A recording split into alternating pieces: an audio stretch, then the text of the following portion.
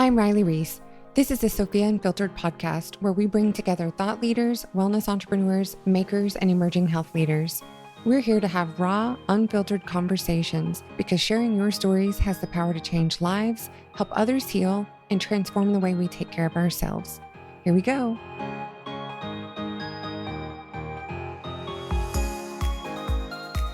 Greetings, everyone. Welcome back to another episode of Sophia Unfiltered. Today, we have the pleasure of sitting down with a multi-talented Gabe Golden. Gabe is a filmmaker, screenwriter, actor, and a staunch advocate for embracing the profound wisdom of nature. Following his graduation from film school, Gabe made the bold move to Los Angeles. There, he immersed himself in the numerous productions while simultaneously crafting screenplays and diving into the world of theater. Over time, his unwavering passion for the art of documentary filmmaking, driven by the belief that it serves as a paramount source of in-depth journalism, propelled him to participate in several remarkable projects. Gabe boasts an impressive portfolio, having directed and produced 12 captivating documentary works, with 6 of them gracing the screens of PBS affiliates. His dedication and talent have earned him prestigious accolades, including the esteemed Telly and Gold Communicator Awards. Through his work, he has covered topics ranging from drought, wildfire, endangered species, soil health, climate change, all the way to alternative medicine. Inspired by his own 30-year journey battling rheumatoid arthritis and the remarkable healing transformation he experienced, Gabe's latest project is the creation of Lighting the Path. This feature film and 12-episode series not only chronicle his own incredible healing journey, but also follow the stories of others as they navigate the challenging path to recovery from autoimmune and Lyme diseases. So without any further delay, please join me in extending a warm welcome to our guest of honor, the remarkable Gabe Golden. Oh, thank you very much for having me. I really appreciate it. Well, we appreciate you being here. We're super excited to have you. Well, thank you. Yeah, I think my story is one that can, I really hope, impact and provide a lot of insight for people who have either, whether they've just been diagnosed or they've been on the path a long time, because those of us that have navigated it, we have war stories to tell and hopefully shortcuts to offer people. Yeah. So for those listeners who are not familiar with your story, can you walk us through your experience with chronic pain and journey? Certainly. I was an active kid, very athletic, right up to about the age of 14. And my entire world changed in a period of just about a month. I went from fully active and capable to starting to notice pain in my feet and pain in my joints and waking up in the morning, really having a hard time getting out of bed. And that led to a lot of mystery about what was going on for a while until my parents, of course, were very concerned, took me to the best doctors, ended up at Stanford Medical Center where they diagnosed me with rheumatoid arthritis. And this is back in 1985, I guess, 1984, something like that. Of course, back then, rheumatoid arthritis was at least, one of the most common and still is one of the most common autoimmune diseases, unlike today where there's 100 plus different autoimmune type diagnoses. They were a little more rare back then.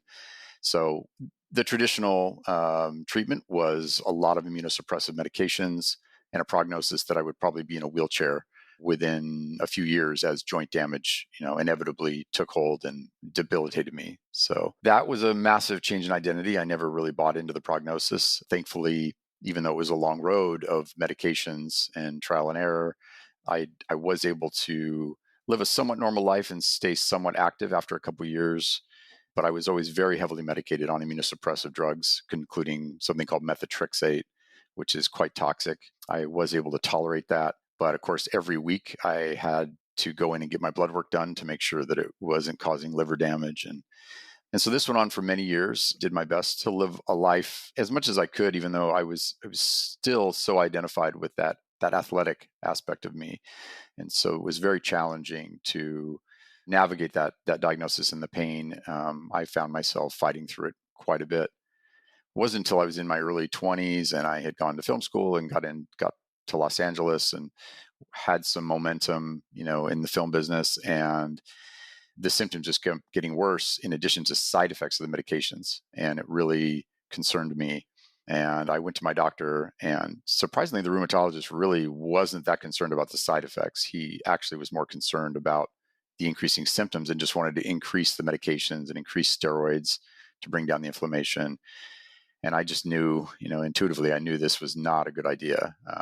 And I decided to abandon that path, which I should not have done so suddenly. I should have gradually done that. But I decided to stop cold turkey my medications, and I went and sought out an alternative doctor. And from there, we began a whole different protocol. And based on a lot of blood tests I had done and diagnostics I had done at the time, he told me that I probably saved my own life by stopping those medications. And like I said, I wouldn't recommend anybody do it suddenly. I think it's one of those process. If you're going to do that, it's something that's a process gradually, because as I did it suddenly, my immune system came roaring back and those symptoms got really bad.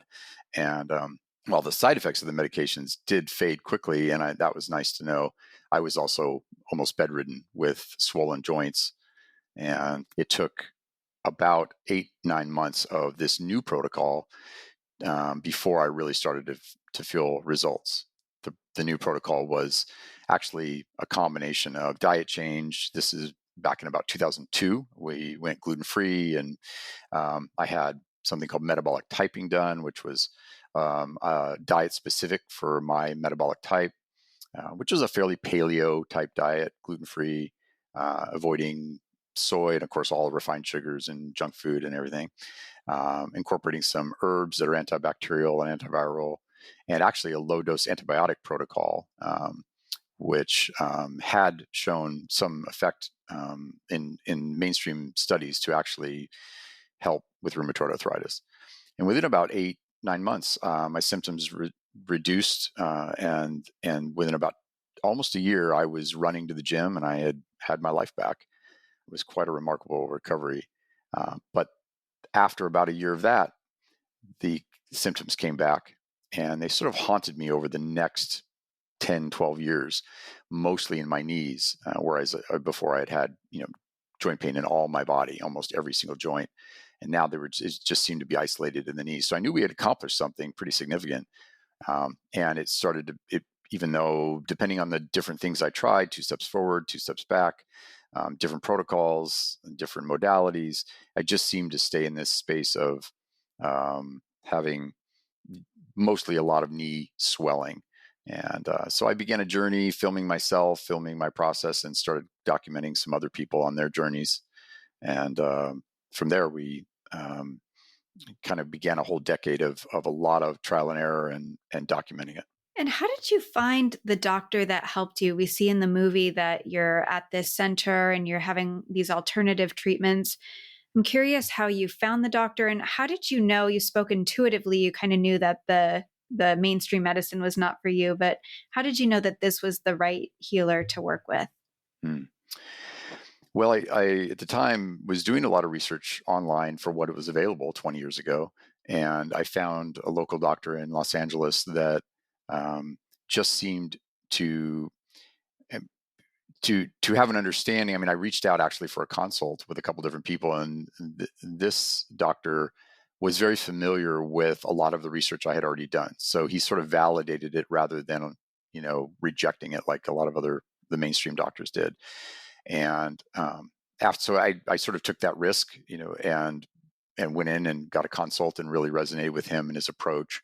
And he was very flexible. He was somebody who really seemed to believe in my ability to heal. And he had seen that enough and been in the space enough that he knew what was possible. He was a fantastic doctor and continues to be one of my doctors.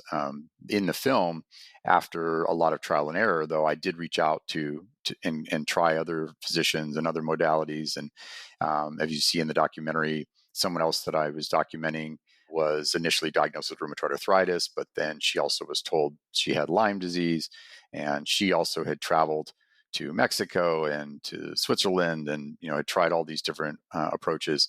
And as she was continuing to search for answers, she found a biological medicine clinic in Scottsdale, Arizona, and made an appointment there. And so we went there, and I actually went just to film her first visit. And that was how we were introduced to Dr. Jeff Drobot and the American Center for Biological Medicine. also known as the biomed centers now. They have one in Scottsdale and they have one in Rhode Island.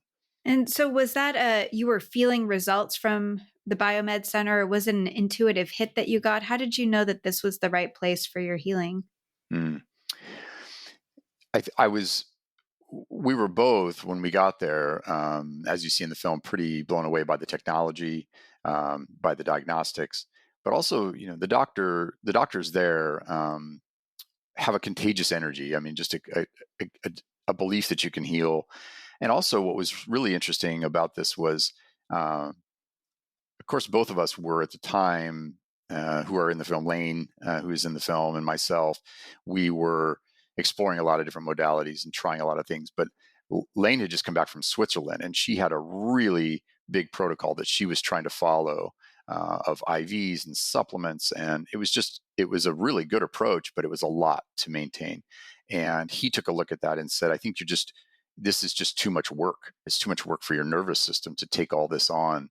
And, even though you're doing a lot of really good things, if your nervous system isn't in the space to actually receive the healing, it really won't necessarily utilize all those things you're doing. So that was a big lesson for us. Was not only seeing that on HRV, heart rate variability, and being able to measure our nervous systems, but his knowledge of that and his wanting to really do only what your body could take, and step-by-step process of whether that's detoxification or different processes of, just optimizing the different systems, whether that's hormones or whether that's the lymphatic system or, organ function and liver function and all of that. So he was very methodical. The diagnostics that they had available were really, really amazing to be able to really see where the weaknesses were in the body, and the trust that they had in, just optimizing the systems that were weak, rather and making them better to let the body do what it needed to do,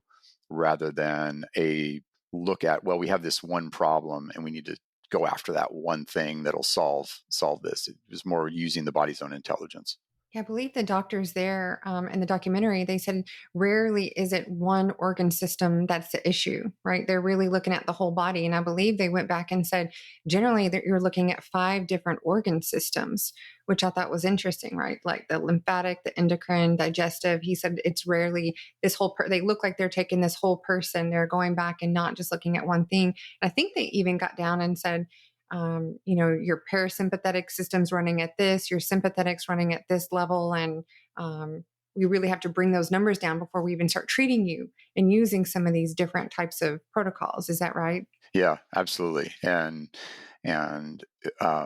what was, again, so nice is that they have the ability to measure those systems, and not just with blood work. That's a part of those measurements and diagnostics, but all of the other tests that they do, particularly something called CRT, which is known as either computer or contact regulation thermography. And you see that in the film, where they have like a little pointer that kind of hits all these different spots, different meridians, from the head all the way down just below the waist, and it's measuring the heat in the organs and the change in temperature when you go from a colder, or say like a room temperature environment to a cold environment. It'll actually measure the change in the blood flow and how the organ system adapts. And that gives them a lot of information about the functioning of that system and what's maybe weak and what needs to be addressed. So a great way to also measure digestive health, specifically either small intestine or large intestine health. And it's maybe whether it has, maybe whether you have leaky gut going on.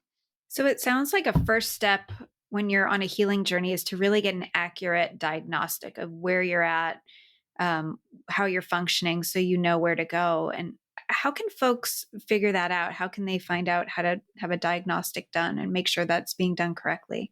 Yeah, I mean, clinics like that, which are wonderful. And if you can get to a clinic like that, it's fantastic. I mean, a lot of naturopaths do more than just blood work. There's a lot of great functional medicine doctors out there that are doing pretty broad testing. I think educating yourself on all of those key diagnostics, and then wherever you go, if they're not doing them, to request them. Specifically, I mean, blood work is great. You want to definitely get a mycotoxin panel and make sure that, you're testing for mold. There's tests like organic acids test. There's digestive stool testing, which is really important, I think, which helps really measure your bacterial balance in the gut and whether you're dealing with dysbiosis. And they've gotten better and better now, to the point where we can actually look at what specific strains people have that might be out of balance.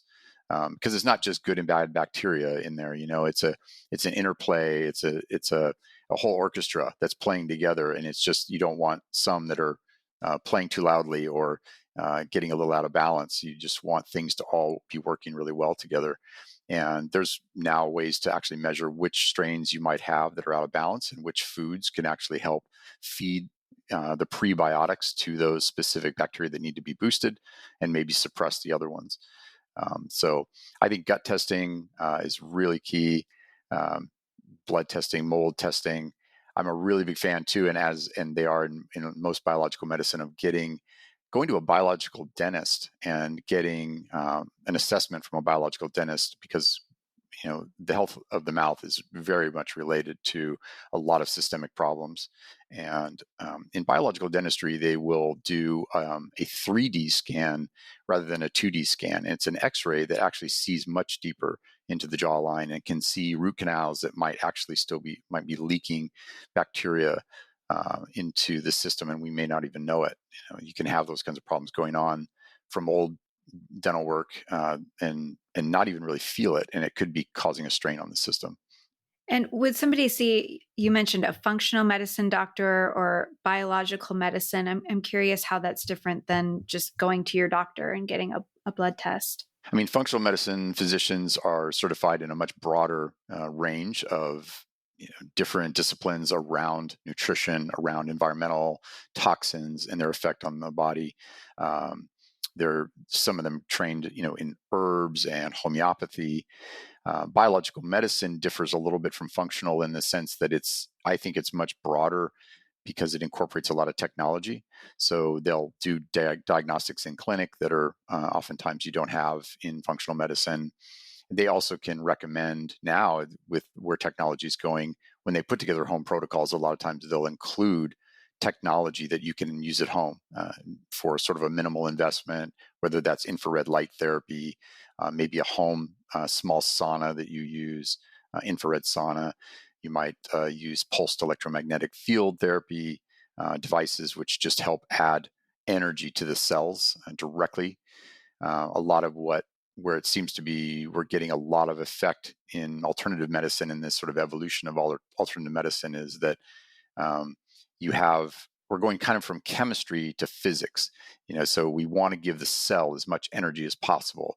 And that's always like the goal with almost anything we do, is to increase cellular energy, and being able to directly do that with light therapies or with frequency therapies. Now, you're not just stimulating the body to do it through nutrition and or say rest, or you're actually driving energy directly into the body, which can really speed up the healing process. Yeah, it really sounds like you're stimulating the body to help heal itself instead of throwing medications at it or treatments, kind of whack-a-mole with symptoms, that you're really trying to get the body to generate its own energy again to heal. And the body knows how to do that. Yeah. And what's interesting is when I was going there, and I went and I had results and fairly quickly, but one of the things that, again, it was still that 2 steps forward, maybe 1 step back, and then 2 steps forward. And Dr. Drobot kept saying to me, "Hey, did you get a fever last night?" And I'd say, "No fever." He said, "You're going to get a fever. We got to get your body to fight, and you're going to get a fever eventually, or we want you to get really sick because we want your body to actually fight." He said, "But your body doesn't have the energy right now to do that, but we're working on that." And over time, I mean, going back to the clinic, they would hammer me with these treatments and more energy, and I wouldn't get the fever. And then one time, right at the end of one of my sessions, my weeks there, I drove home and I got a fever, and fever lasted 3 days. It was just a really intense fever, and I let it burn instead of treating it and trying to suppress it, because it didn't get too high. But and after that, that was sort of the finish line for me for almost 6 years of being symptom free. So it's pretty incredible what the body can do once it does have that energy. And that I give credit to those treatments and to Dr. Drobot, but also at the same time, in that year, I was also working with a somatic therapist, doing a lot of somatic work on emotions, past trauma, and just sort of finding another way to unravel whatever might be in the nervous system that could be preventing my ability to heal. Yeah, you've mentioned the emotional healing component before, and it seems like that's really an important pillar for anybody that has a chronic health issue or chronic pain. Could you talk more about why you think that's so important to help heal the trauma when you're working with any type of health condition? Yeah, I wish that we all started there, because I think that there's sort of this feeling that, of course, if you get on board with the idea that maybe you can actually heal yourself, or maybe that your lifestyle is somehow impacting, you in a way where, yes, maybe these symptoms I've got have to do with choices I've made about food or lifestyle or toxins. Um, that's all absolutely relevant, and it's a huge component of healing.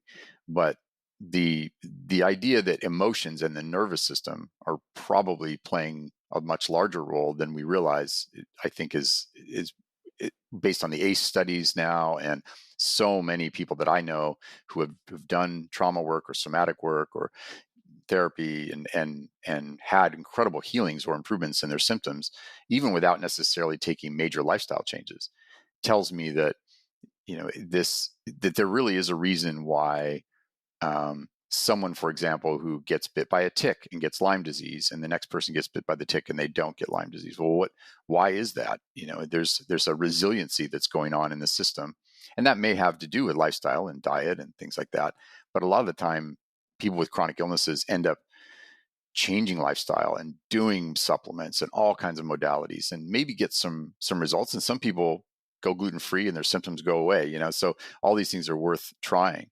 But it's like a lot of the people that I've encountered find that it isn't enough to really move the needle, and to the point where you actually heal or have a dramatic reduction in symptoms. And as you see in the film, we all had to go on a journey within, and that was a really key piece to calming the nervous system, and not just, okay, I'm going to do these treatments for a little while and I'll fix this whole nervous system thing, and then I'll just get better. It was like, no, this is a part of your life. This is a lifestyle, change that's going to have to be practiced daily, whether that's deep breathing or meditation, or being in nature, or just taking time to really reset your nervous system kind of on a regular basis, because we're constantly stimulated now, especially with all the technology and everything that we're doing. I think that just there's no doubt that the nervous system being in a good space, being in basically, at least being able to go into the parasympathetic space in the way that it's supposed to, the way that we're designed to on a regular basis, is really, really where you heal. If you're in a sympathetic dominant space, or even if you're just partly there, a little too much, that's enough oftentimes to just sort of keep you maybe on the fence of healing or feeling some results, and then you don't. And so, yeah, that's just somewhere I say to start with, for sure, with everybody. And whether that's finding a somatic practitioner, or really just, sometimes for me, um, journaling and kind of just writing down all of the things that are kind of going on with you. You don't necessarily have to tell anyone initially what it's all about. It's just sort of let it all pour out of you, write it all down, like what's really going on emotionally. What am I, and what do I know about my past that might be affecting me? And if I don't, that's where therapy can obviously be very, very powerful. Yeah, you talked about this mindset shift that you have to make. And a lot of times, what I notice with my own clients is that we have to learn how to befriend the body, because we get angry when the body isn't doing what we want it to do, or we feel like it's turned against us. And I know that recently you had talked about, or you had posted about navigating a setback that you had. And I'm really curious for the listeners that maybe have made some progress but had a backslide. How does one get through that with that mindset shift? Could you talk us through that a little bit, of how you went through that? Hmm.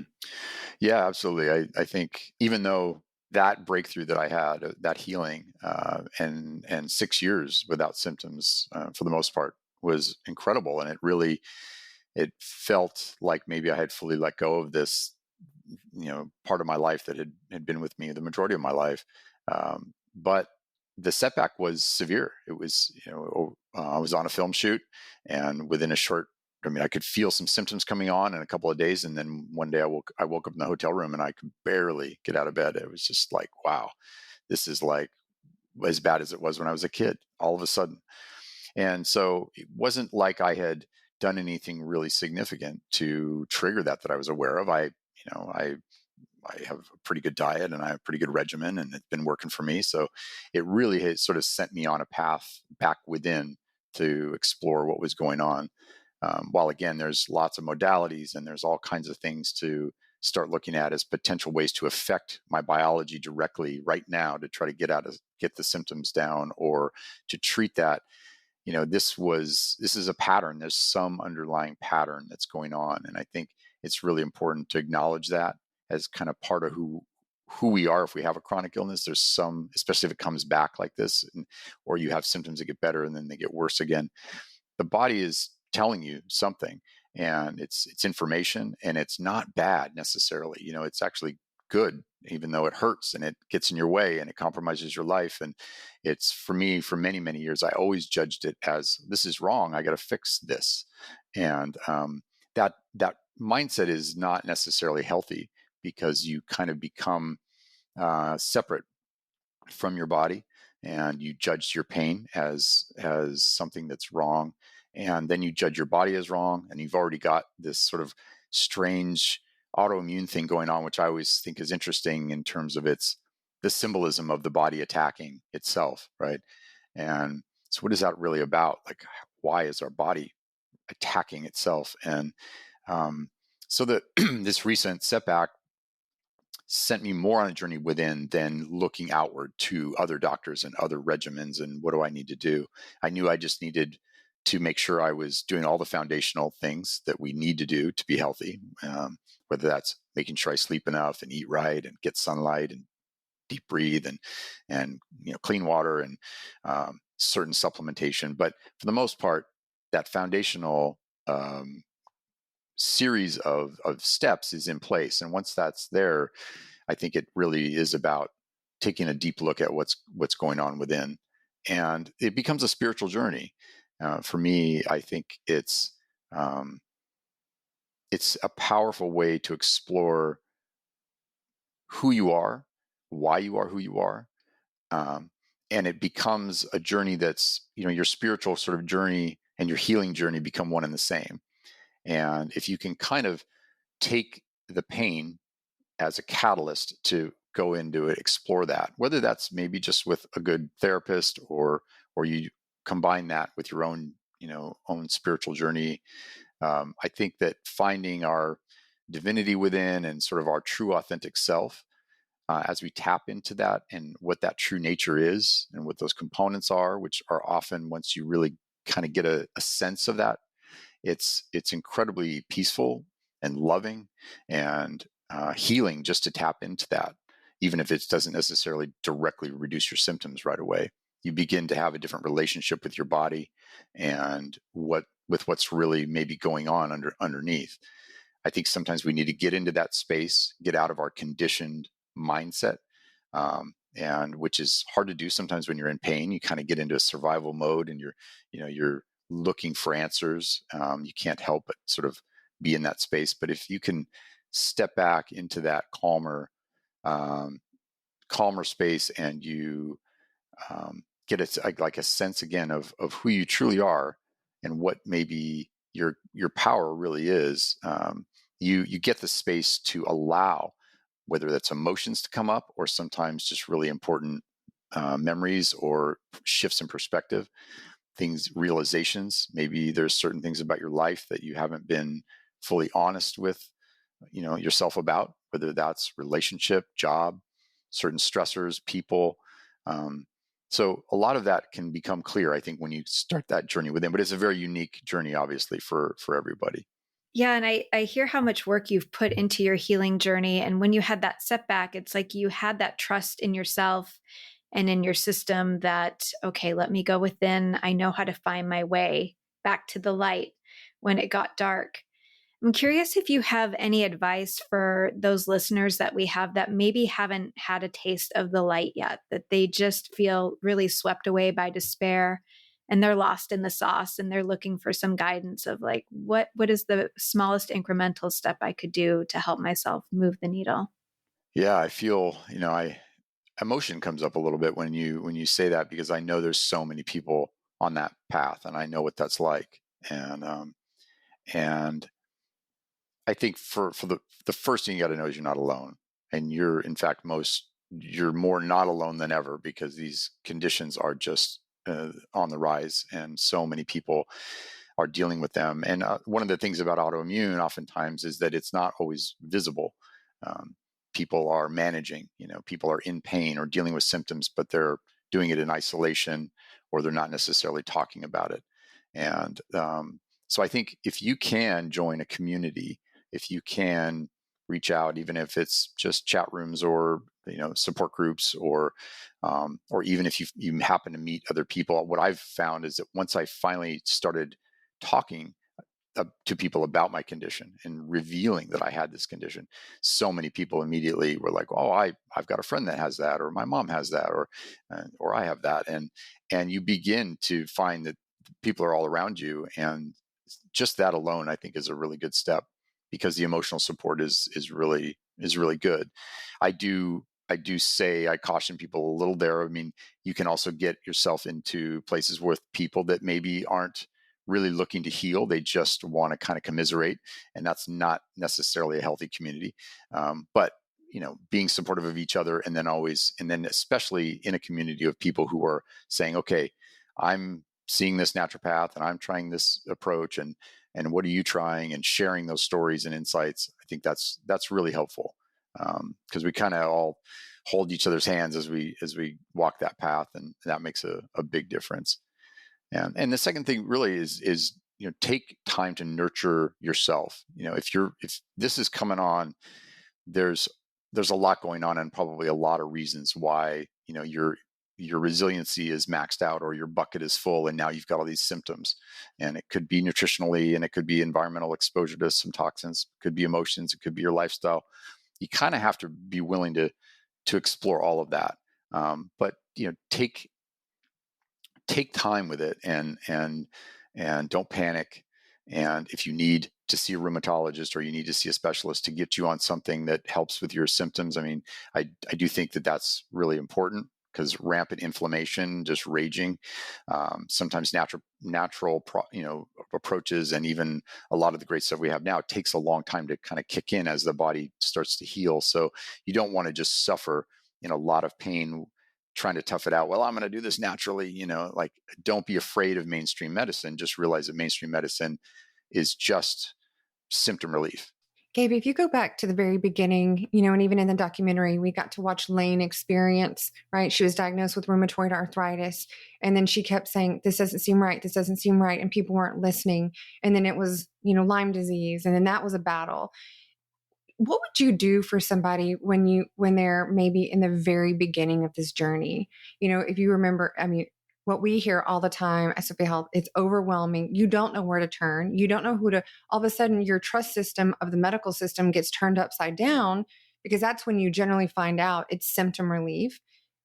What do you have to say for somebody who's newly, have symptoms, and I'm trying to reach out, and where do you even turn to where do you get started? Mm-hmm. Yeah, I would say, I mean, I'm a little biased toward biological medicine, though functional medicine and a lot of naturopaths are great. You can go to the Biological Medicine Network, and you can get a list of practitioners. There's more and more now. You don't necessarily have to just go to the incredible centers, which are in Scottsdale and Rhode Island, that I've been to. But there's a lot of biological medicine doctors out there now who are gradually being not only incorporating a lot of this European biological medicine, but gradually also getting more and more of the technology that in the diagnostics. So I would start there to find a good physician, or you can look up functional medicine physicians as well in your area. And I think there's some great books and resources out there that allow you to really learn, like, in my documentary, for example, then there's an ongoing series where we do like kind of a deeper dive into these different topics, whether that's the microbiome or whether that's trauma or biological medicine and the technologies.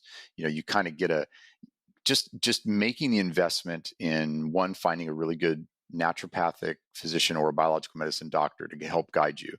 But then really the second piece is you have to commit to educating yourself, and it doesn't have to be an overwhelming thing that you try to cram in a month. I mean, you watch an episode of something, you're reading a book, you're beginning to really empower yourself with the knowledge that you need, and you'll build your own health ideology as you go forward. Your own ability to start to really discern, how does that resonate with me? Does that resonate with me based on what I know?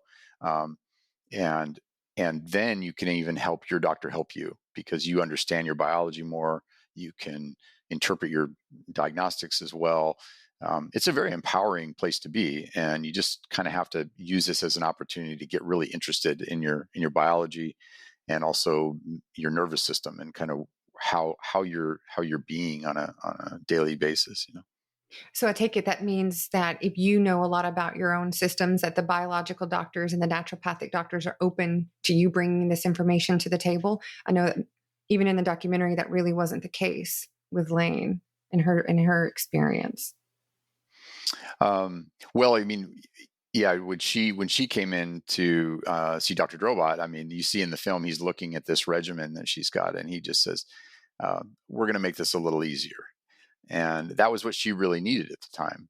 Some people may come in and they're not doing enough, and he may say, "Hey, we need to take a number of steps." But yeah, I think what's so nice about, those physicians and most of the ones that I've encountered that are naturopaths, they know that listening to the patient is one of the most valuable things that they can do. That's really a part of their training is learning how to really listen to you. Dr. Dixon Tom, who's also at the Biological Medicine Center, he's an incredible physician who has written several books, and he's talked a lot about how much he's learned over the years listening to his patients. And in fact, over time, even though he wasn't trained in trauma therapy, he ended up writing a book just recently called Begin Again, which is all about trauma and all about how he, over time, with so many years of treating patients, began to be able to investigate and navigate that there were things going on with them that needed to be addressed. And when he helped them get there, it shifted things for them dramatically. So there definitely, if you get resistance, if you're speaking honestly about where you're at and your symptoms, or maybe just, hey, I read this, or I looked at this information, and if that doctor or physician is really resistant and has a very, very narrow mindset about, well, this is what I'm doing, and that's how it is, I would find someone else. Yeah, it's beautiful when they all work together in a place like the Biomed Institute. You've got all these providers on the same team. And it sounds like finding people that are willing to work on a team, so you can create just a wraparound around you. If you're not able to go to a center, finding the acupuncturist that believes in functional medicine, that believes in massage and nutrition, finding people that will all surround you with their help. Yeah, absolutely. It's a lot to take on, and a lot of people really focus on lifestyle changes and diet and things. It can be, I say, keep it simple as much as possible. You'll gradually be able, as you get more empowered and more knowledgeable, you'll over time be able to really discern, okay, I want to refine this or take this protocol a little further, or maybe I'll do some cleansing or fasting, with my diet. But initially, just sort of there's sort of a foundational basic diet that you can do that eliminates most allergens, like gluten and maybe dairy and soy and refined sugars, and kind of just sort of like stick to some of those basics, and then one of the low hanging fruit too is to clean up all of the products that we use. If you want to lower your toxic burden on your body, is just to trade out all of the toothpaste and the shampoos and the makeups and the deodorants and the cleaners that people, it's just, our houses are full of this stuff. And then we're putting things on our bodies that go right in through the skin into the bloodstream on a daily basis. If you can sort of, replace all those products with much more natural versions, which from what we can tell are at least much less of a burden on the body, you've done it. That's one big step. You don't have to take that step again. And now you've released a certain burden. And optimizing your vitamin D level, once you commit to that and you want to get it tested over time, but once that's optimized, that's a really big step toward protecting your body, because vitamin D is more of a hormone in the body, has very powerful anti-inflammatory effects, controls the expression of genes in the body. So these kinds of steps that are low-hanging fruit can, over time, you just implement them, and okay, I'm building this really good foundation of health steps, and giving my body everything it needs. And in addition, you're giving your body what it needs to also maybe tolerate medications that you need. Without doing all these steps, you're inevitably burdening the body a bit. If you are on immunosuppressive drugs, you're more likely to get an infection. It could be really serious. You're more likely to potentially have side effects or strain the liver and the organ systems with those medicines. So when you are incorporating these other things, which are great for healing, they're also great for kind of giving your body the best, ability to tolerate those medicines.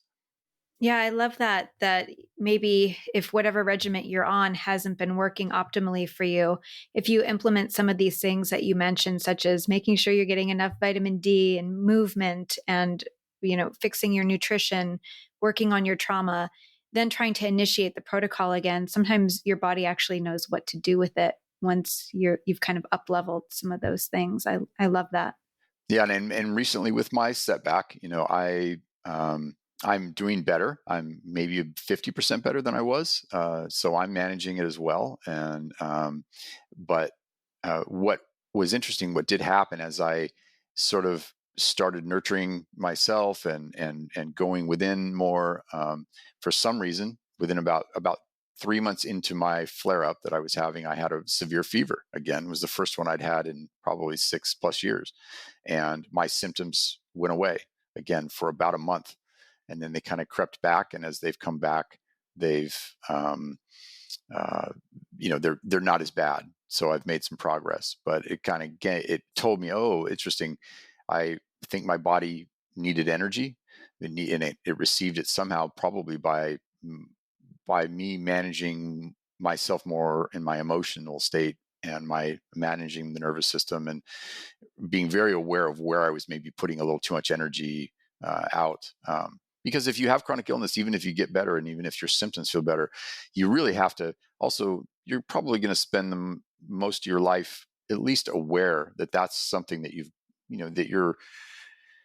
got a propensity to, right? Your body may default to that symptom when you encounter a stressor, and that could be environmentally or it could be emotionally.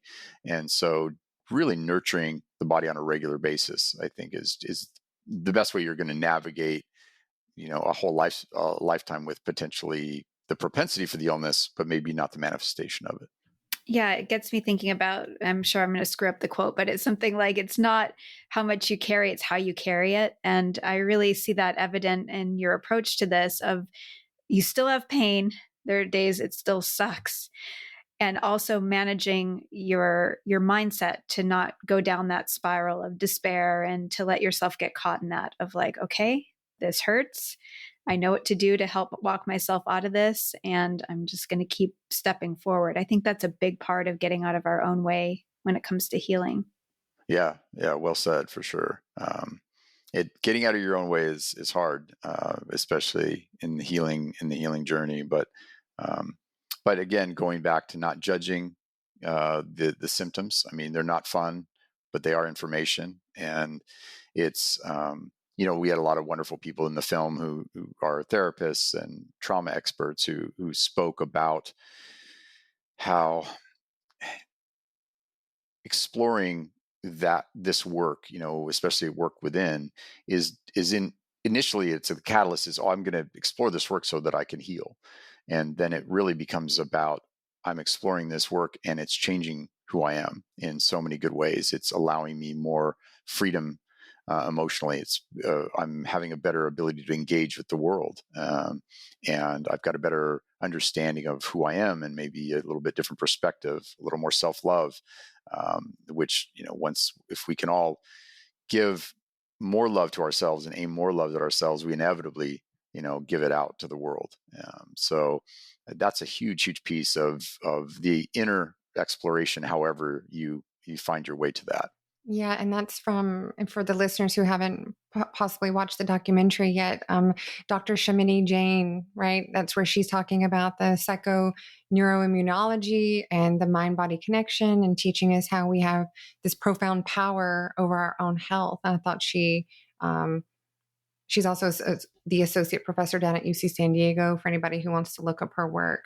But I thought that was really beautiful, how we're really starting to dive into the immune system and how it's connected to our brain. So going back and healing our trauma and doing the meditation is really having profound effects on our body and the manifestations of these symptoms. Yeah, absolutely. And I would encourage people to, she's wonderful. I would look her up and look up her recent book. It's called, I think, Biofield Healing.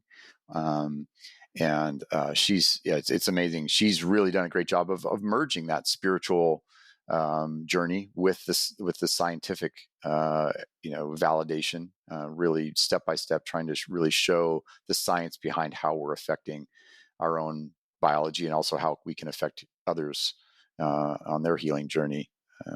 Just with sort of our energetic and emotional state that we're in. I feel like I've been taking so many notes as we're doing this podcast. I've gotten so much good information. Gabe, is there anything that we didn't ask you that you think is important for our listeners to know? It gets a little bit spiritual or esoteric, but I think that, these kinds of illnesses and the fact that they're so on the rise, we can look at our environment, which is really, probably contributing significantly to this. But there's also, I think it's a calling. If you are facing something like a chronic illness, it's really it is a calming to take a really good look at our lifestyle and the way we're living, what we're eating, and also how we're thinking and how we're being with each other. And are we watching 24-hour news and being stressed out by every bad thing that's happening on the planet at one time? Is that a good thing for your nervous system? We all want to be aware and we want to be helpful in the world, but we're just constantly inundated with technology, which has a lot of great components to it. But I think really being conscious of am I taking space? Am I having time with my community? Am I taking time to really allow my biology, which is kind of designed to, to walk through the forest and collect berries and, and hear the streams and hear the wind. And this is the biology we're living in still. And yet we're just living a very, very different lifestyle. We haven't exactly adapted to this new onslaught of technology. So I think it's just a really good lesson, and a diagnosis is just a really good piece of information that I wouldn't judge as necessarily bad, but mostly just maybe a shift needs to happen in our lives. Yeah. So although nobody wants to have a chronic illness, it really can be an invitation for us to step more deeply into refocusing, into developing our spirituality and connecting with ourselves and each other even more. Yeah, absolutely. So I'm curious for you, what are your 3 kind of non-negotiables when it comes to health? Like, what are your top things that you do personally? I think making sleep a priority is absolutely essential. And there's kind of, we've probably all heard of sleep hygiene, now sleep steps. So I think that varies for everybody, but, having a room that's a little bit cooler than a lot of times what we think is ideal apparently can really help with sleep. A really dark room, a room where before you go to bed, actually, you want to, I know it's hard for people, but if you can lower the lights throughout your house, if you have dimmers, I think that's a really, really key piece, especially in that last hour or two. It really sends the right signals to the body to produce melatonin. I notice a big difference if I do that at night. When you go in to brush your teeth, have a low light. If you're brushing your teeth right before bed, don't turn on the really bright light and then try to lay down. It's just that goes against what your biology is trying to do. And I'm a huge fan of earthing or grounding the body. This is, again, another low-hanging fruit for inflammation. And people can look up, earthing and grounding and learn all about the benefits of that. I interviewed in the series Clint Ober. There's an interview with Clint Ober who really was kind of the pioneer in bringing a lot of studies and getting a lot of studies funded on grounding and earthing and the benefits of reducing inflammation in the body. And, now you can, while it's great to go outside as much as possible and walk on the grass or the sand if you can also purchase sleep mats and things like that aren't that expensive, and you're grounded all night. I think that helps with sleep, and it also helps overnight to reduce inflammation. So the sleep component is a huge one. That's the first one. Nutritionally, you've got to eat, really decent food, and learning how to do that and is, everybody's food is very personal for people, and it's still got to be something you enjoy and find comfort in. I think that over time, as you learn how to make really good recipes and eat healthy food, you then get to that place where you crave that food, and you don't crave very often. You're not going to crave the sugars once your blood sugar is balanced. This kind of correlates with what you mentioned as as one of the top things to do, which is balancing your blood sugar. So, high insulin levels and high blood sugar immediately correlate with inflammation. So, doesn't mean you have to live on a ketogenic diet or something, but as you really become aware of the foods that are affecting your blood sugar and how to mitigate that, and why eating a lot of vegetables and some healthy fats with some protein can really keep things balanced. I mean, that makes a big difference as a really foundational piece. And then my other would be probably just daily nurturing of the nervous system through meditation, deep breathing. Breath work is really cool. I mean, if you're not into meditation, maybe get into breath work, because breath work we know that just taking a few deep breaths, even when you do a heart rate variability test, oftentimes they'll do the heart rate variability test before, and then they'll have you do some deep breathing to see the way that affects your nervous system. So we know that that's just one of the fastest ways to just calm down the nervous system. So I would encourage people to look into breath work, or even just set an alarm every 2-3 hours and stop and take 5-10 deep breaths. I mean, it's really, really worth it. And people think it's too simple, but it really is worth it. I love it. There, you said it. Sleep, meditation, the breath work. I think that's in the nutrition. I think those are 3 key pillars as well. And it seems simple when you say it like that. Manageable for us to do, to take care of ourselves every single day. Right. It is really, there's so many, when you start looking at this, there's a lot of expenses with supplements and modalities and doctors. And some of that is really good, but those foundational pieces, so many of them are actually free or very affordable. And we have, our biology is designed to be healthy. It's trying to be, and it's trying to do that. And it knows how to do that really without all of those modalities and supplements and things that we think we need. So yeah, my other, probably one last thing I would say is just don't really buy into a story about what you need in order to heal. I mean, there are a lot of things to do that you can do, but your body knows how to be well. It's trying to. And it might actually be simpler than we think it is. We just kind of get in our own way with not only maybe not doing the right things, but also believing that I have to save up a bunch of money to go do these 10 treatments, and that's the only way I'm going to be well. Well, once you attach yourself to that, then your body is kind of on board with that and waiting to go do all those things before it heals. And that's really not the case, I don't think. I actually love that you bring that up, because I know a lot of times this could be out of pocket and that could actually be a stressor. So I love that you bring up, sleep is free, meditation, breath work, these are free components. And then I agree 100%, nutrition is very personal. Just try to eat as clean and healthy as possible. But I do love that, because I know a lot of times it's supplements and very, very expensive tests. And that can be a very triggering stressor for people. Yeah, for sure. Yeah. And there is inevitably some expense in the journey, and it may have to unfold somewhat slowly. But when you know the power of those treatments that are free, and you know the power of the choices that you can make, I mean, it's nurturing and I guess calming and sort of soothing to know you're doing a whole bunch of really good stuff for yourself. Then you have the power to do that right now. And actually those things can make you feel better pretty quickly, particularly grounding and eating well and hydrating and deep breathing. I mean, those things, they can shift your biology very quickly. Gabe, you are such a wealth of information. Thank you for being so generous with your time, and thank you for all you've put into the film. If our listeners would like to watch the film, or if they want to connect with you or find out more about you and your journey, how do they watch the film? Thank you. Yeah, you can watch the film for free. You can go to the website lightingthepathfilm.com.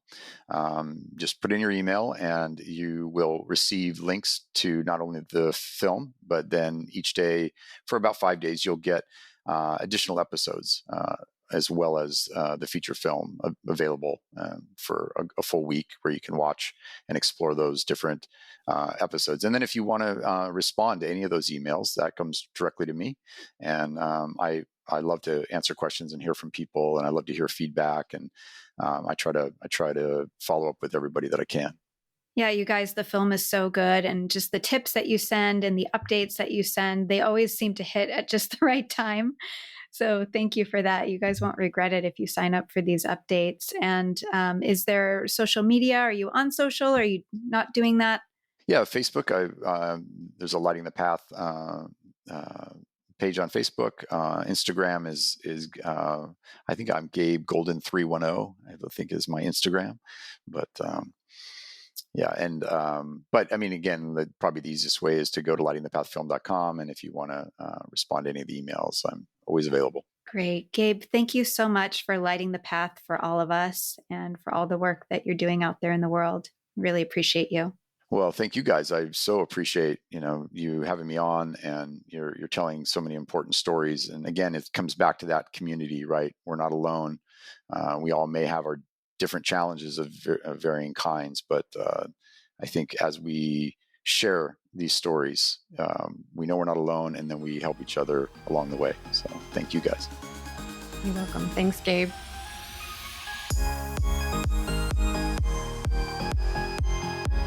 Thanks so much for listening. This has been Sophia Unfiltered, a podcast by Sophia Health, the #1 marketplace for health and wellness. Find services, classes, and products from the top health and wellness providers. Book an appointment or join live classes now. I'm your host, Riley Reese. If this episode resonated with you, we'd love to hear about it in the comments section of your favorite podcast provider or with a 5-star rating. Let us know what your biggest takeaway from this episode was, or share it with someone you hope to inspire. Join us again next time for more real conversations, stories, and insights that help empower you with the knowledge and inspiration needed to transform how we care for ourselves.